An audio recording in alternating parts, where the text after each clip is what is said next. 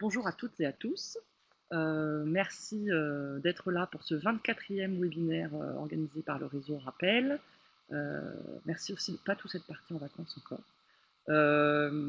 Donc aujourd'hui, le webinaire va être consacré à la présentation d'un retour d'expérience, celui du réseau EcoHabitat, qui va vous être présenté par son directeur, le directeur de l'association qui porte le même nom que le projet, Réseau EcoHabitat, Franck Billot. Voilà, donc comme d'habitude, Franck va vous présenter l'action, tout ce qui est inscrit dans le programme, pendant environ 30 minutes. Et puis, à l'issue de ces 30 minutes, on prendra vos questions que vous pouvez bien entendu envoyer avant la fin de la présentation de Franck. Ça se passe dans le petit onglet de conversation en bas de l'écran. Vous n'avez pas vos micros ouverts parce que comme il y a quand même beaucoup de participants, ce serait vraiment compliqué de gérer 20 participants qui discutent en même temps. Donc voilà, les questions et les réponses, enfin les questions surtout, se font dans l'onglet de conversation en bas de l'écran. Vous pouvez les envoyer pendant que Franck déroule sa présentation. Il a reçu la consigne de ne pas les regarder pour pas que ça perturbe évidemment le déroulé de sa pensée. Et puis à l'issue des 30 minutes de présentation, on partira pour 30 minutes de questions-réponses. On relaiera, Claire Bally et moi, les questions que vous aurez posées à Franck. On va essayer de les regrouper par thématique. Voilà.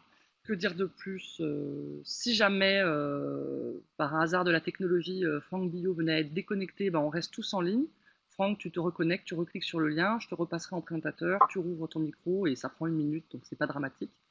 La réunion est enregistrée et donc vous pourrez la revisionner ou la faire circuler à l'issue de la présentation. Je pense que je la mettrai en ligne plutôt à la rentrée, sauf si j'ai le temps de le faire cet après-midi. Mais il faut transformer tout ça en MP4, donc c'est pas forcément évident. Je pars en vacances ce soir. Voilà, je vais me taire, enlever ma tête de l'écran, te laisser dérouler ta présentation, Franck, et puis on vous dit à dans 30 minutes. Marche. Ça marche. Merci. Alors, je vous entends pas, donc bonjour, à tous. Franck Billot, je suis le fondateur de l'association Réseau Éco Habitat, qui est née précisément le 7 avril 2014, pour conduire dans un premier temps une expérimentation sur le territoire picard, expérimentation que nous sommes en train progressivement en fait d'étendre sur le territoire de la région Hauts-de-France. Réseau Ecohabitat, c'est né alors d'une question qui était de comment accompagner des familles en précarité énergétique pour rénover leur logement tout en préservant en fait l'environnement. Donc trois valeurs sur lesquelles on s'appuie beaucoup: la dimension de solidarité, une dimension économique pour les familles en difficulté, et une dimension environnementale. Réseau Ecohabitat, en fait, c'est né un peu de mon propre parcours professionnel, puisque j'étais en fait 15 ans salarié au Secours catholique jusqu'en 2014. Et en 2014, en fait, j'ai fait le constat que sur le territoire picard, 25% des aides financières consacrées par l'association servaient, c'est-à-dire servent encore un peu aujourd'hui, même beaucoup, à financer des factures d'impayés d'énergie pour des personnes en situation on va dire, de pauvreté, d'exclusion. Donc 25% des aides financières consacrées par l'association pour payer des factures d'énergie, en se disant que quand on a payé en fait une facture, ça ne règle pas forcément tout le problème des personnes. Donc la question, c'est de se dire en fait, on a beaucoup de bénévoles qui rencontrent des personnes, qui ont des relations de confiance avec ces personnes, puisqu'à un moment donné, il y a une aide financière qui est faite. On a des bénévoles qui vont chez ces personnes, qui distribuent, j'ai envie de dire, en fait, des chèques, mais comment régler en fait le problème de manière plus trouver une solution pérenne à cette question de la précarité qui passe à un moment donné par l'énergie. Alors en fait, on a cherché à comprendre qui sont les personnes rencontrées par les bénévoles du Secours catholique de la Picardie. Une des premières personnes que vous voyez là, c'est Ginette. Alors la maison peut paraître un peu emblématique, un peu caricaturale quand on parle de passoire. Il n'empêche que c'était une des premières situations qu'on a accompagnées. et en cherchant à comprendre la situation de Ginette et des dispositifs d'aide d'amélioration qui existent, et bien quand s'est posé la question de faire rentrer Ginette dans un dispositif d'amélioration de l'habitat, on s'est rendu compte que finalement les trois questions qui pouvaient être posées à Ginette, c'est de fournir un revenu fiscal de référence, c'est de la projeter dans un projet de travaux, et c'était de se poser la question comment financer le fameux reste à charge des travaux. Alors, voilà, sur ces trois questions, revenu fiscal de référence, c'est déjà un acronyme. Avoir une idée en fait des travaux quand on voit la maison de Ginette, on peut se dire mais par quoi on commence Par quoi on commence, sachant qu'il n'y a même pas de sanitaire, il n'y avait pas de sanitaire dans cette maison. Et puis, quand bien même on peut dire à Ginette, on va vous aider à trouver 50 ou 60% ou même 70% de subventions publiques pour financer ces travaux. Bah, Ginette, en fait, il lui reste, en gros, elle a un reste à vivre de 150 euros par mois, même s'il lui reste 3000 euros de reste à charge à financer. Les 3000 euros, ça paraît une montagne à franchir pour Ginette, hein. Donc la question des cases, dans le premier constat qu'on a fait, c'est qu'il y en a beaucoup des cases. Il y a beaucoup d'opérateurs, il y a beaucoup j'allais dire de dispositifs qui existent, qui ont tous en fait voilà, des mots, des noms bien codifiés. Donc il y a une petite liste à côté. Et quand bien même en fait Ginette, elle a accès en fait à ces dispositifs et qu'on lui dit à un moment donné, eh bien il va falloir aller chercher des entreprises du bâtiment pour faire des devis sur un programme de travaux. Quand bien même Ginette reçoit un premier devis de 54 000 euros de travaux et que les artisans ouais, vont lui parler de consommation en kilowattheure, de gain énergétique, enfin, de choses encore plus techniques. Notre brave Ginette, d'abord 54 000 euros de travaux, ça pourrait être 540 000 millions. Le montant lui paraît tellement astronomique qu'elle se dit c'est pas possible, c'est pas pour moi. Et que dans ce magma en fait administratif et technique, Ginette, elle a plein de bonnes raisons en fait de dire finalement question du coup qui nous est apparue cruciale, c'est que voilà, on a des bénévoles qui rencontrent plein de gens en difficulté à qui en fait le Secours catholique verse des aides financières. Et c'est de se dire en fait comment ces bénévoles peuvent, bah, plutôt que de filer un chèque à EDF, parce qu'en général c'est pour payer des factures d'électricité à EDF, on peut, en plus de cette aide d'urgence, permettre aux bénévoles de proposer aux personnes qui sont donc propriétaires de leur logement et en situation de grande précarité énergétique d'entrer dans un processus d'accompagnement, un parcours de projet pour permettre à ces familles de faire des travaux d'amélioration de l'habitat. Donc le petit schéma en fait qu'on a en fait à droite, c'est bien de positionner dans un premier temps en fait le bénévole, d'informer le bénévole sur ces dispositifs et de mettre le bénévole au cœur d'un dispositif où il va être en relation avec potentiellement les différents services publics, les entreprises artisanales qui pourraient intervenir, d'autres associations sur les questions d'action sociale, les entreprises du bâtiment, les collectivités. Donc voilà, donc de faire rentrer en fait les personnes dans un parcours d'accompagnement en s'appuyant d'abord sur les bénévoles. Alors ce parcours en fait, c'est le petit chronogramme qui est sur la gauche. L'ambition était en fait qu'il dure pas plus de 9 mois. La réalité aujourd'hui, c'est que c'est plutôt un an et demi. Malheureusement, c'est encore trop long. Mais donc d'identifier en fait ces bénéficiaires, de permettre à ces bénéficiaires de rentrer dans un parcours d'accompagnement, accompagnement qui va leur permettre à un moment donné de rentrer dans un projet de travaux, de faire ces travaux et de suivre ces familles à l'issue des travaux. Mais on verra le détail après. Donc la mission de Réseau Ecohabitat s'appuie en premier lieu sur sensibiliser les bénévoles sur les dispositifs qui existent. Donc, je vais dire un peu les former sur un environnement qui existe pour voilà, présenter ces dispositifs, de repérer en fait, d'identifier ces familles qu'elles rencontrent un peu spontanément au travers des aides qu'elles vont effectuer, d'accompagner ces familles dans la durée jusqu'à réalisation des travaux et aussi de faire témoigner en fait ces bénévoles sur leur engagement et sur ce qui est possible auprès de ces familles.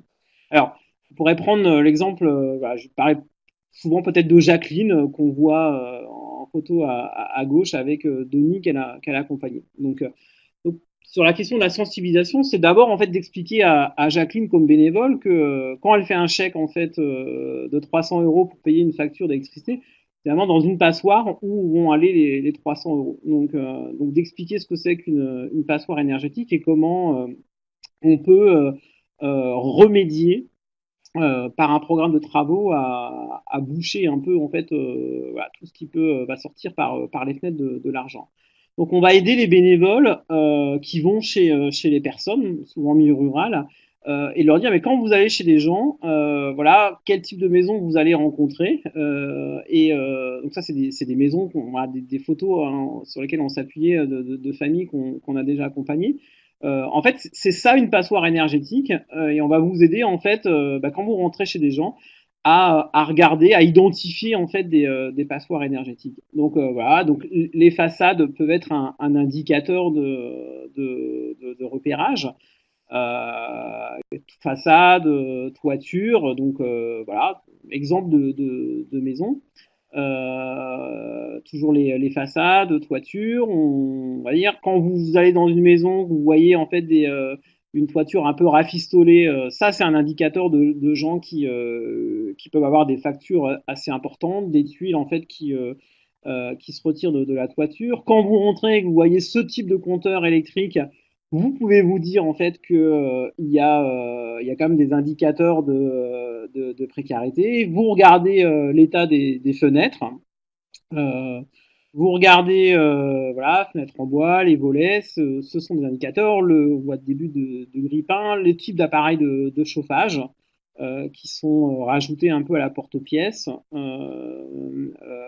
Toujours type de chauffage que vous pouvez constater. Donc voilà, ce sont des exemples, mais à partir de ces exemples, déjà des bénévoles se disent bah oui finalement ce sont des maisons ça ressemble un peu en fait aux habitations chez les gens qu'on peut aller.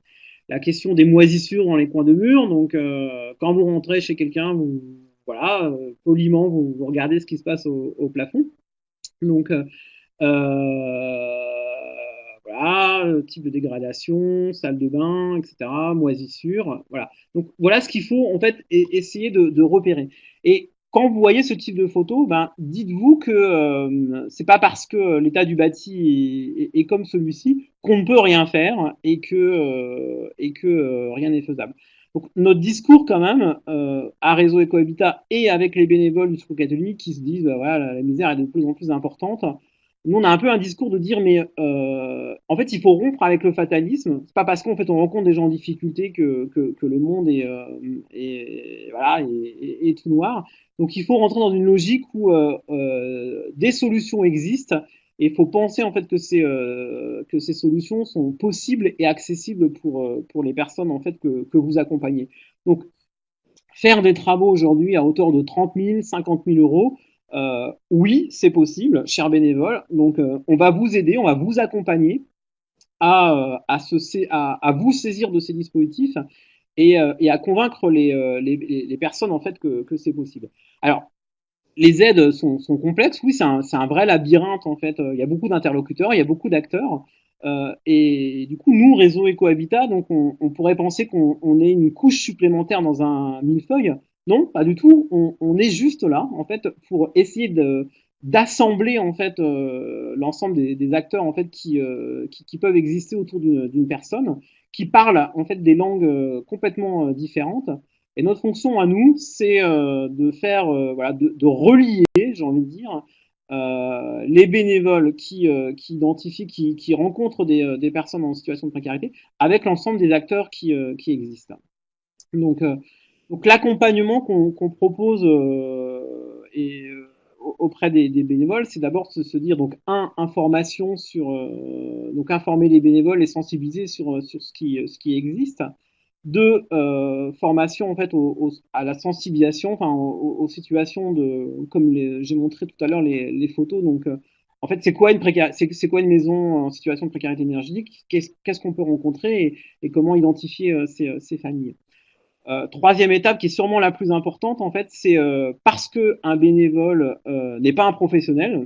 Voilà, c'est un peu idiot de dire ça, mais un bénévole en fait a une relation peut engager une relation de confiance avec les familles. En fait, il n'a rien à vendre, donc c'est pas un vendeur de fenêtres, il n'a aucun intérêt commercial. Mais justement parce qu'il est bénévole, qu'il est désintéressé auprès de la famille, il peut en fait proposer à ces familles en fait d'entrer dans un projet, une démarche de projet d'amélioration de l'habitat. Et c'est cette relation de confiance. Si le bénévole croit que c'est possible de faire un projet à 30 000 euros de travaux, il peut en fait créer cette relation de confiance avec les personnes qui vont se laisser, j'allais dire en fait, guider dans ce parcours.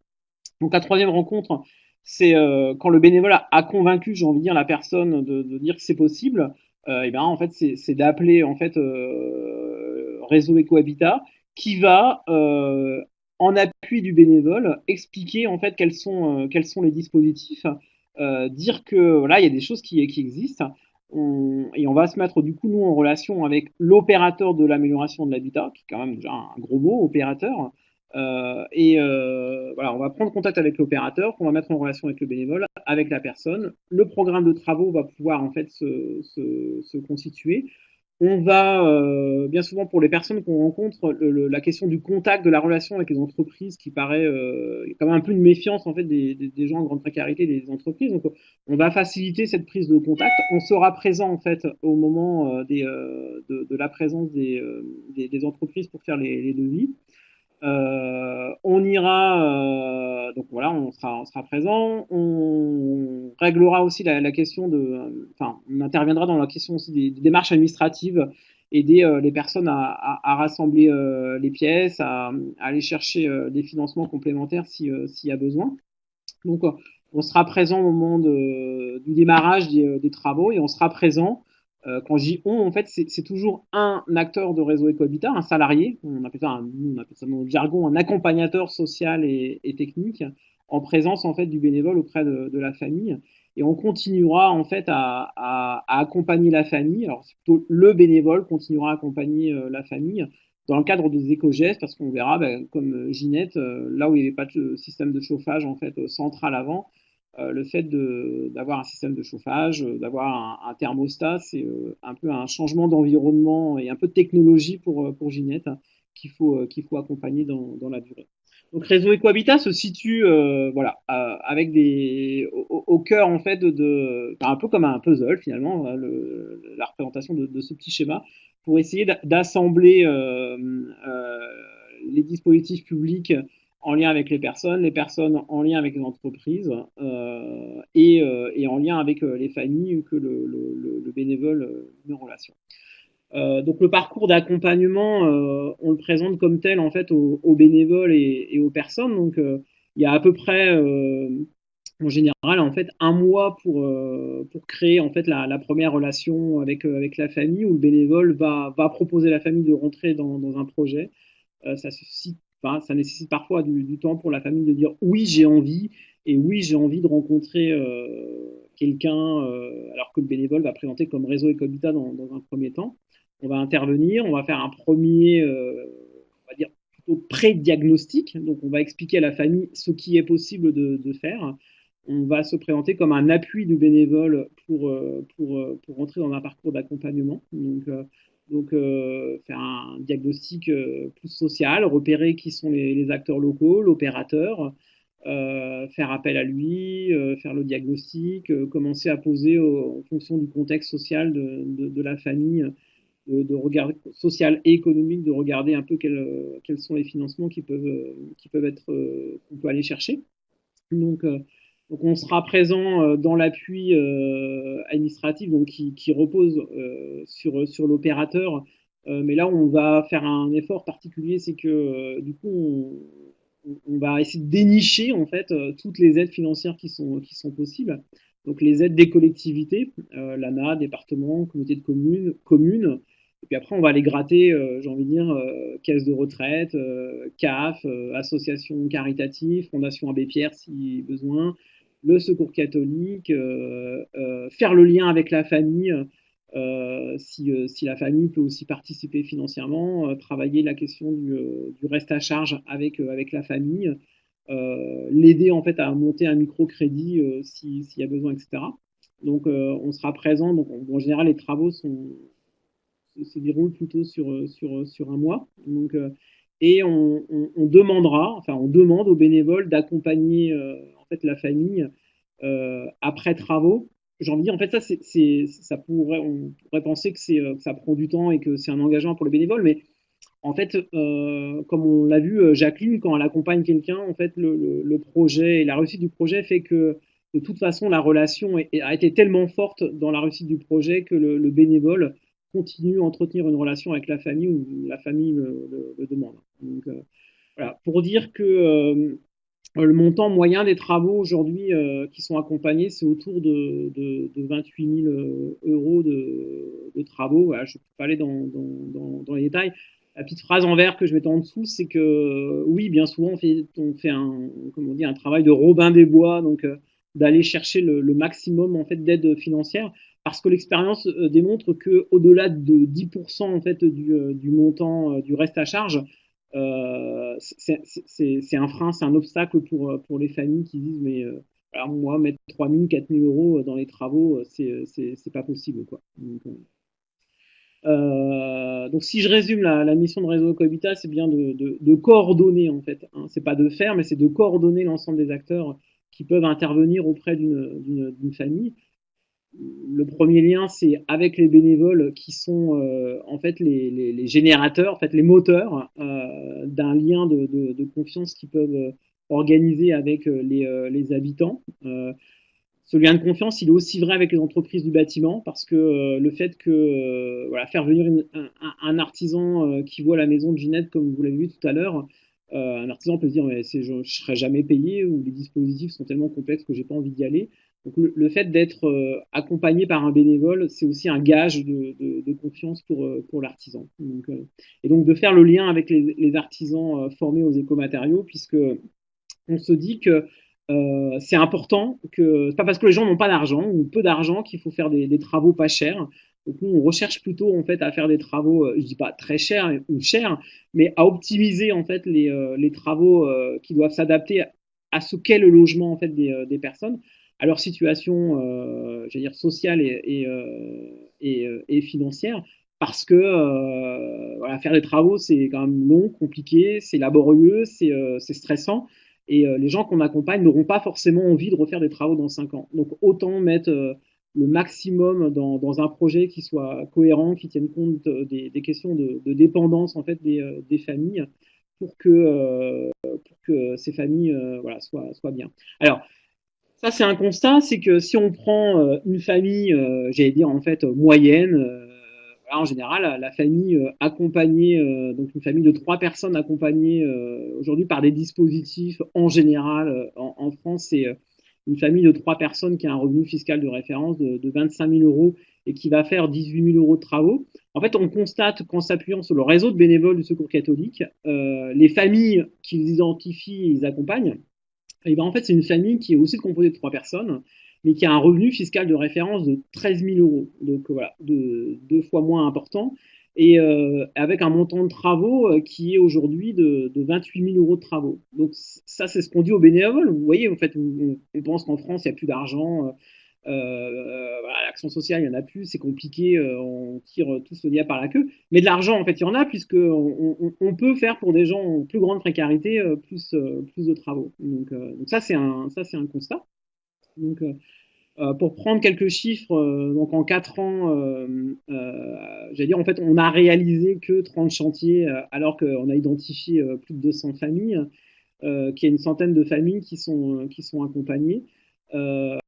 Oui, c'est vrai qu'il y a 4 ans, quand on a démarré l'association, on se dit, bah, s'il y a juste à assembler des acteurs, de l'argent, il y en a, des entreprises, il y en a, des gens en difficulté, il y en a plein. Donc, il suffirait d'agréger tout ça pour que ça aille vite. En fait, il se trouve que le temps des entreprises n'est pas le même que le temps parfois de l'administration, que le temps des financeurs qui demandent tous des documents administratifs qui sont pas les mêmes les uns que les autres. Tout ça fait que aujourd'hui, c'est pas en 9 mois que ça se réalise, mais c'est plutôt en fait en un an et demi.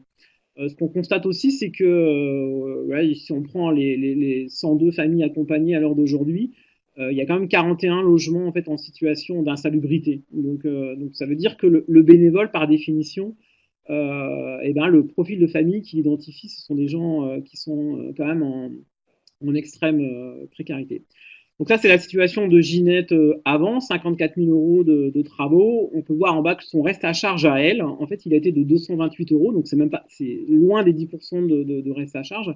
Et il n'empêche qu'en fait que la réalité faisait que, au-delà de cette somme, Ginette aurait probablement pas fait de travaux. Donc la maison de Ginette aujourd'hui, c'est pas un palace non plus, mais voilà, il y a c'est une dame qui a 75 ans, il y a un lit médicalisé, il y a une salle de bain qui est auparavant, il y a des sanitaires à l'intérieur, il y a un système de chauffage voilà, central.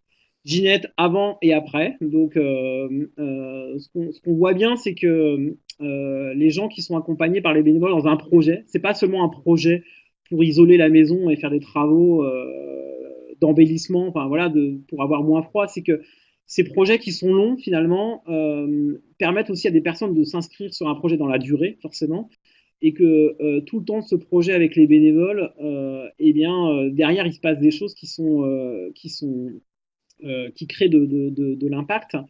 Je prends un exemple, c'est pas le cas de Ginette, mais sur les 15 premières familles qui ont été accompagnées, il y a 10 personnes qui ont retrouvé un emploi. Alors on pourrait se dire, logement, emploi, il n'y a pas forcément de lien. Si, le fait que des bénévoles aient permis à des gens de réussir leur projet d'amélioration de l'habitat, ça a fait que des gens se sont remis en fait dans un projet en fait, un parcours en fait professionnel en disant mais si j'ai réussi ça, ça veut dire que je suis capable d'autre chose et réussir d'autres projets. Donc le projet, c'est pas seulement la précarité énergétique, mais finalement, c'est, j'ai envie de dire aujourd'hui, 4 ans après d'accompagnement, c'est répondre par l'apport de l'énergie à une situation de précarité énergétique.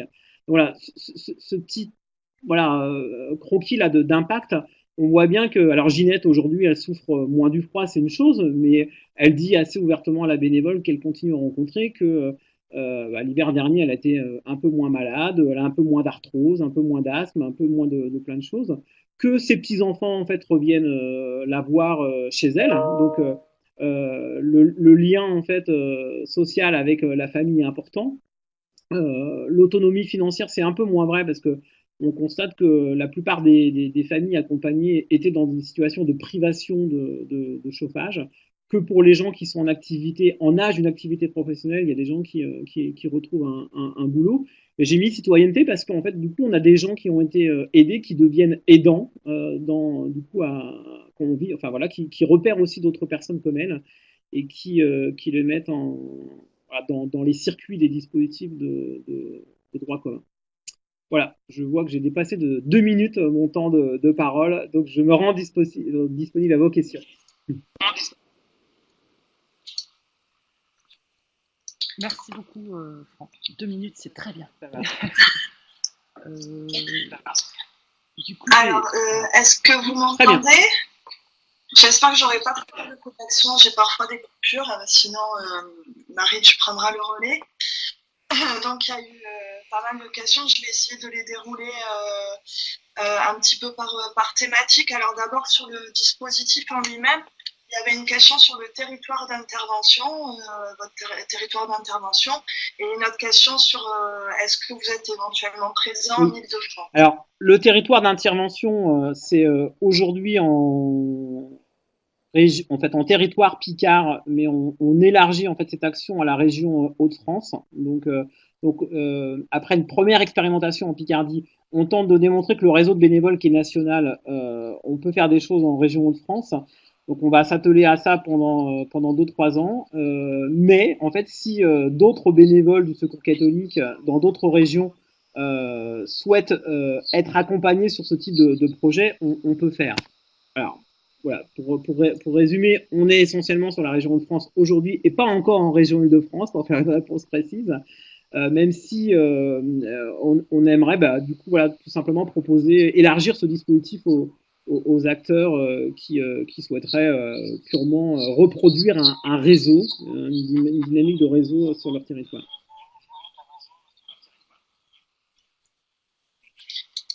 Ok. Alors, il y avait une autre question sur le partenariat. Est-ce qu'il se limite au seul secours catholique? Est-ce que le réseau des espaces info-énergie est associé? Quelle est la place des collectivités locales dans cette action?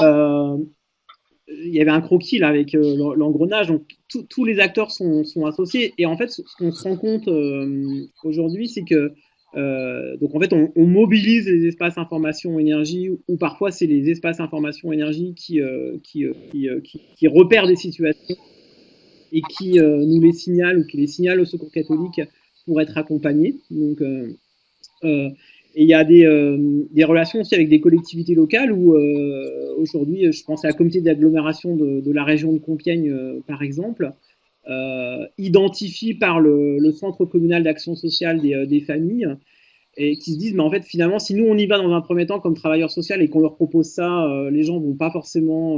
voilà, il faudra du temps, en fait, pour les amener à rentrer dans la dynamique de projet. Donc, elles vont solliciter ces collectivités des bénévoles. Les bénévoles, alors aujourd'hui essentiellement du Secours catholique, mais on a parfois ce sont des élus qui nous sollicitent, et si un élu a envie, souhaite accompagner voilà, la famille qu'il a repérée, pour autant en fait on s'appuie sur cet élu pour faire de l'accompagnement. Ce qu'on veut, donc c'est vrai qu'aujourd'hui c'est 80% des bénévoles qui identifient et accompagnent, c'est le réseau du Secours catholique, mais ça peut être d'autres associations caritatives qui nous sollicitent, ou ça peut être voilà, des proches. On a une famille, ce sont deux proches qui accompagnent la personne. Ce qui est important, c'est d'être dans cette relation de bénévolat auprès de la famille, parce qu'on voit bien que c'est parce qu'ils sont bénévoles qu'ils ont la confiance de la famille.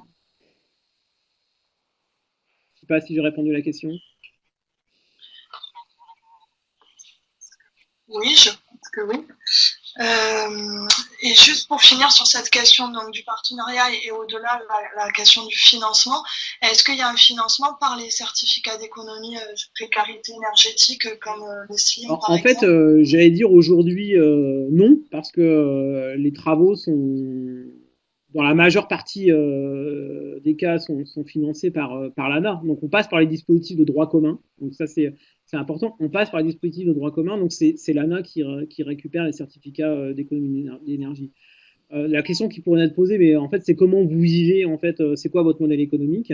À l'heure d'aujourd'hui, où je vous parle, enfin jusqu'à aujourd'hui, je pouvais dire qu'on n'en avait pas de modèle économique, on vivait essentiellement de subventions. Il se trouve en fait qu'on est en train on va probablement, je suis encore prudent, contractualiser avec l'ANA sur une expérimentation en fait du coup qu'on veut développer pour financer en fait ce modèle qui est un peu hybride, parce qu'en fait il s'appuie sur du repérage, d'identification, sur de l'accompagnement pendant travaux et de l'accompagnement après travaux. Donc on pense que cet accompagnement, cette formation des bénévoles, cet écosystème en fait qui est à créer et à former, ça a forcément un coût. Donc c'est ça qu'on va essayer de contractualiser avec l'État.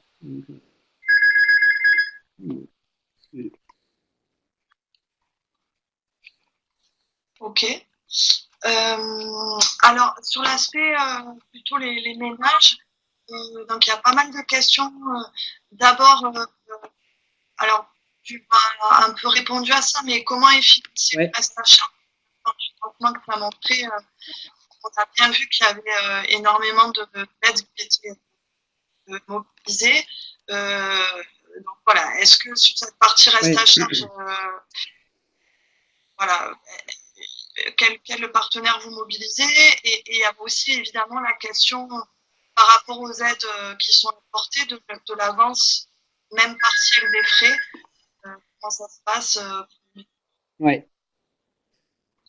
Alors, la question du reste à charge, en fait, c'est vrai que pour nous, c'est un travail de dentelle parce que si ça, c'est pas réglé, les travaux se feront jamais.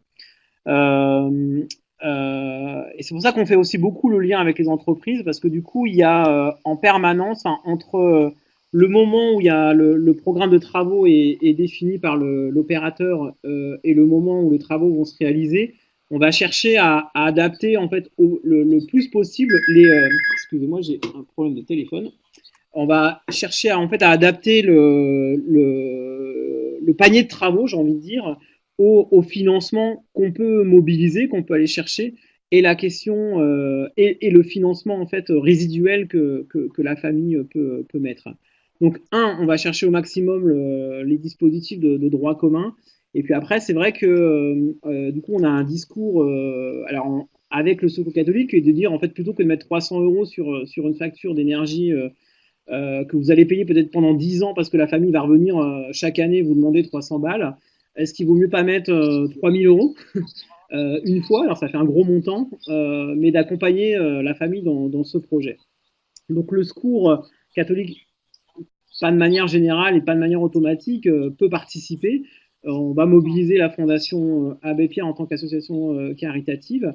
Et après, on va faire un travail de dentelle avec les caisses de retraite. Donc, on va essayer de décortiquer ouais, un peu la vie de la famille au travers de ces caisses de retraite, au terme de l'environnement familial, de voir si des proches peuvent participer ou pas et chercher en fait à adapter finalement ce qu'elle peut mettre compte tenu des travaux et de son projet d'habitat. Donc parfois on oblige la famille à réduire la voilure sur le problème de travaux, c'est-à-dire que sur une maison je prends un exemple, mais de 120 mètres carrés, s'il y a que 2 chambres qui sont utilisées ou demain il n'y a plus d'enfants, donc on va refaire une boîte dans la boîte, comme on dit. Donc on va prioriser les travaux, essayer de chercher la meilleure solution pour que au final il y ait un financement qui soit cohérent quoi. Donc rechercher le maximum d'aide. Donc ça prend du temps et pour le bénévole et pour nous. Parce que parfois c'est 7 à 8 financements qu'il faut aller chercher et qu'il faut articuler quoi. Ok, merci, c'est très clair. Est-ce que tu as une idée du niveau de ressources moyen des ménages accompagnés? Alors aujourd'hui, sur une famille pour 3 personnes, le revenu fiscal de référence, si je le prends comme tel, c'est 13 000 euros. On a donc si on prend par personne, on est autour de 5 000 euros de revenu fiscal de référence par ménage, quoi. Donc voilà, ça c'est le chiffre qui parle. On a 50% des familles qu'on accompagne sont des gens en âge d'une activité professionnelle, donc où il y a entre 2 et on a une famille où il y a 5 enfants, donc c'est pas que des personnes âgées isolées. Et 50% de ménages en fait en retraite. Donc c'est deux publics. Voilà, un niveau de ressources très très très faible. Mais et ça c'est un constat, c'est que finalement on se dit que s'il n'y avait pas ces bénévoles pour les entraîner dans un projet de confiance, la faiblesse des ressources fait que les gens se disent faire des travaux c'est juste pas possible. Donc,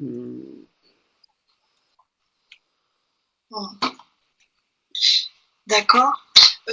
Alors concernant maintenant plus votre réseau, vos salariés, les bénévoles, il y avait des questions sur le coût moyen de l'accompagnement par le réseau. En fait, je ne peux pas reparler de coût d'accompagnement du réseau aujourd'hui parce que on a monté une expérimentation et l'expérimentation, elle est faite d'accompagnement de personnes, mais elle est faite aussi de formation des bénévoles. C'est du temps qu'on prend. Du temps à aller chercher pour aller chercher des entreprises de confiance. Donc on crée aussi une relation de réseau avec des entreprises, avec des fournisseurs de matériaux, parce qu'on a un partenariat avec le Roi Merlin, par exemple. Donc je peux pas distinguer le coût d'accompagnement social et technique d'un ménage sans le coût finalement de l'association. Donc si je prends les charges de l'association par le nombre de personnes salariées et tout ce qu'on met en place, aujourd'hui, on est plutôt à 10 000 euros le coût d'accompagnement, mais qui n'est pas financé par la personne, puisque ce sont des coûts de structure. Donc, le langage est un peu faussé. Le travail qu'on va faire avec l'ANA dans le cadre du contrat impact social, c'est justement d'évaluer en fait ce coût d'accompagnement social et technique. Donc la question qui m'est posée aujourd'hui, elle vient trop tôt. Je pourrais y répondre dans 3-4 ans, parce que l'idée c'est quand même de mettre en place une autre mécanique. Et en fait, on voit bien que si on veut accélérer le nombre de... Si on veut réduire en fait le temps de parcours d'accompagnement qui est trop long, parce que du coup on constate qu'il y a des gens qui abandonnent en cours de route. Si on veut fidéliser l'entreprise, il faut pouvoir préfinancer les chantiers. Donc la question du préfinancement est une question qui est cruciale. Donc ce qu'on essaye en train de faire en fait, c'est de créer un contrat de confiance entre des acteurs, y compris avec l'ANA, pour dire on écrit des règles dans ce contrat de confiance, on va peut-être fonctionner un petit peu différemment dans ce contrat de confiance, et on tente de démontrer que le coût de structure c'est pas 9 000 euros, mais il doit se réduire si on veut demain pérenniser un dispositif. Donc j'entends bien que je réponds en faisant la langue de bois, j'en ai conscience, mais je peux pas répondre autrement que cette expérimentation qui est en train de se faire. D'accord, ok. Alors, sur la question des bénévoles, est-ce que tu peux préciser quel est leur profil, comment vous les recrutez, comment vous les formez, enfin voilà, toute cette question de leur donner les capacités d'accompagner. En fait, quand on a démarré l'action, le Secours catholique, je pense à quelques personnes qui disaient en fait le risque c'est de monter un réseau de bénévoles hyper spécialisé, ça demande de la technicité, donc il faut être hyper pointu sur le sujet. Et en fait, les bénévoles aujourd'hui qui accompagnent des situations, en fait, c'est des bénévoles, j'allais dire, complètement normaux. Donc c'est la moyenne d'âge normale du réseau de bénévoles. Donc voilà, je vais un petit peu caricaturer, mais du coup, le bénévole qui accompagne, c'est le bénévole qui accompagne des gens depuis toujours. Donc c'est Jacqueline, qui a une moyenne d'âge de 70 ans, qui est une dame, qui a longtemps fait des aides financières, distribuer des petits colis, distribuer des petites aides d'urgence. Et Jacqueline, en fait, elle prend conscience que c'est pas en faisant du saupoudrage qu'on peut accompagner durablement les gens, mais que des acteurs, il en existe, et que si on va bien les chercher des financements, qu'on est un peu astucieux sur ce qui est pour mobiliser en fait ce qui existe autour de nous, on est capable en fait de sortir des gens de la précarité tout court. Donc le bénévole, c'est pas un bénévole qui est spécialiste de quoi que ce soit, si ce n'est que il est dans un climat de confiance avec nous, comme il est dans un climat de confiance avec la personne accompagnée, pour se laisser en fait guider par les outils en fait qu'on va lui apporter. Moi, je dis souvent que réseau Ecohabitat n'est qu'une caisse à outils. Si personne ne prend les outils qui sont dedans avec les nombreux tiroirs, il ne se passera rien et ça rapportera à personne. Par contre, si on coud des relations entre nous, qu'on va chercher le bon opérateur, le conseiller information énergie qui peut éventuellement faire donner des éléments, qu'on va chercher l'élu, la communauté de communes, la caisse de retraite, on va monter en fait collectivement un projet pertinent.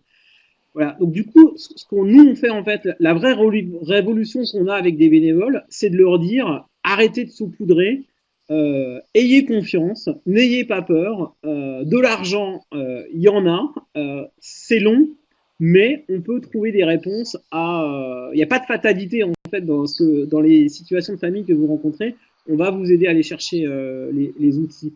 Et après la formation, elle est assez modeste, c'est d'avoir un aperçu sur les dispositifs qui existent, donc c'est de les convaincre. Ce que je pourrais dire, c'est que les premières personnes à convaincre, ce ne sont pas tant les bénéficiaires, ce sont les bénévoles eux-mêmes qui n'imaginent pas toujours que c'est possible de faire, d'apporter un concours, une aide à hauteur de 30 000 euros, quoi. Et d'ailleurs, on a des bénévoles qui découvrent qu'ils sont eux-mêmes finalement en situation fiscalement de précarité énergétique et qui découvrent les dispositifs pour eux-mêmes. Donc la révolution, elle est d'abord une révolution culturelle chez des bénévoles, à se dire on peut faire autrement pour des gens en grande précarité.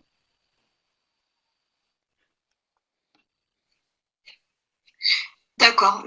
Et juste pour compléter, parce qu'il y avait beaucoup de questions là-dessus, tu disais que la formation des bénévoles était modeste. Sur tout ce qui concerne la détection des logements énergivores, voilà, comment vous sensibilisez les bénévoles là-dessus? En fait, on a du coup au sein de Réseau Écohabitat et du Secours catholique, on a 4 bénévoles qui sont en responsabilité de la formation des bénévoles, ou plutôt de leur sensibilisation.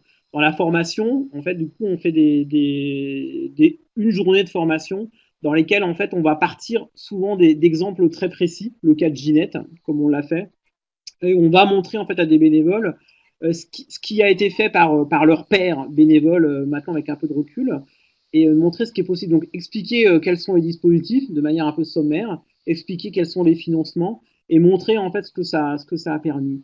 Et donc ça, on le fait en fait sur une journée. Et puis on va faire en fait un autre module de formation plutôt sur les éco-gestes, parce que du coup ils sont intéressés pour voir comment accompagner des familles sur la question des économies, les économies d'énergie, notamment pour les publics qui sont pas propriétaires et que du coup on n'accompagne pas aujourd'hui, quoi. Donc en gros ça se fait sur 2 journées de formation. Donc, et puis après en fait ce qu'on s'aperçoit, c'est que un bénévole qui a accompagné une famille, qui a compris ce que c'était qu'une passoire, en fait, une famille en précarité énergétique. Ce qu'on se rend compte, c'est qu'il est en capacité, et ça c'est une réalité, en capacité de repérer 4-5 autres situations, j'allais dire l'année suivante. Donc la chose la plus difficile, c'est d'initier en fait un bénévole dans une situation et lui donner en fait le goût, lui mettre l'eau à la bouche en fait d'un accompagnement auprès d'autres familles, parce que du coup cet accompagnement il est plutôt je veux dire plutôt fraternel, quoi, plutôt cordial. On ne demande pas aux bénévoles en fait de faire sciences polytechniques pour tout comprendre, quoi.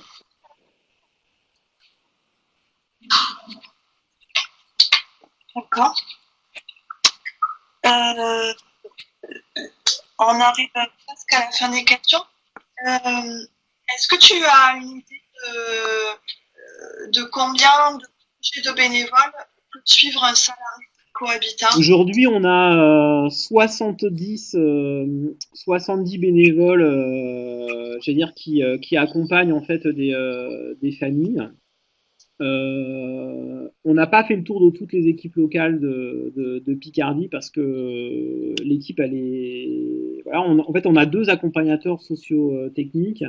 On a un salarié qui s'occupe des plannings, et puis moi-même comme responsable de structure. Donc, on a formé à peu près 200 bénévoles, donc 70 qui accompagnent. Et puis voilà, la différence, en fait une trentaine, 30-40 en fait qui sont sensibilisés et qui peuvent à tout instant en fait signaler des situations. Donc ce que je voudrais dire en fait, c'est que l'ambition de Réseau Écohabitat, elle était assez simple et assez modeste. Il y a 150 équipes locales du Secours catholique sur le territoire picard, 150 équipes locales, et 1500 bénévoles. L'objectif, c'est de dire si un bénévole dans chaque antenne locale accompagne une famille par an, ce qui est un objectif très très très modeste, une famille accompagnée par an par une équipe locale, n'empêche que ça pourrait faire 150 chantiers en fait réalisés. Et 150 chantiers, ça commence en fait à donner du sens à des entreprises qu'on peut fidéliser, à des collectivités qui en plus, voilà, sachant qu'on va chercher en fait, on identifie naturellement les gens qui sont les plus éloignés du dispositif, ça commence à prendre un intérêt. Le réseau de bénévoles du Secours catholique au niveau national, c'est 4200 antennes. Donc, si on passe du territoire picard à une dimension nationale, ça veut dire que le repérage, en fait, il peut prendre des proportions qui sont énormes. J'ai oublié de donner un chiffre. statistiquement, le Secours catholique, en fait, voit 100 000 familles qui sollicitent, donc propriétaires de leur logement, qui sollicitent des aides financières pour payer une facture d'énergie. Donc on a 100 000 ménages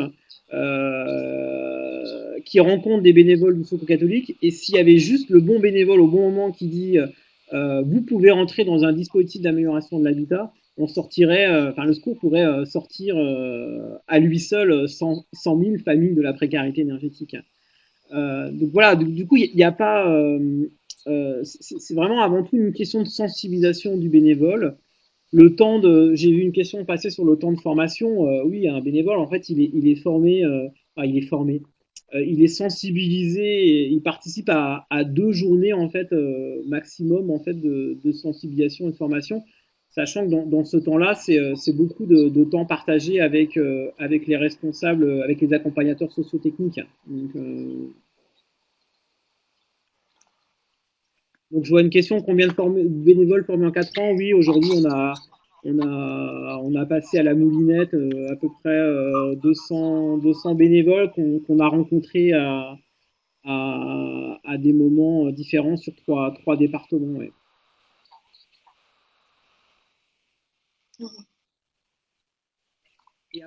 D'accord. Est-ce que vous intervenez aussi auprès des locataires ou bailleurs sociaux? De fait, on n'a pas voulu se compliquer trop vite la vie. Donc on est vraiment parti sur les propriétaires. On a vraiment concentré sur notre action et sur une réponse aux propriétaires occupants.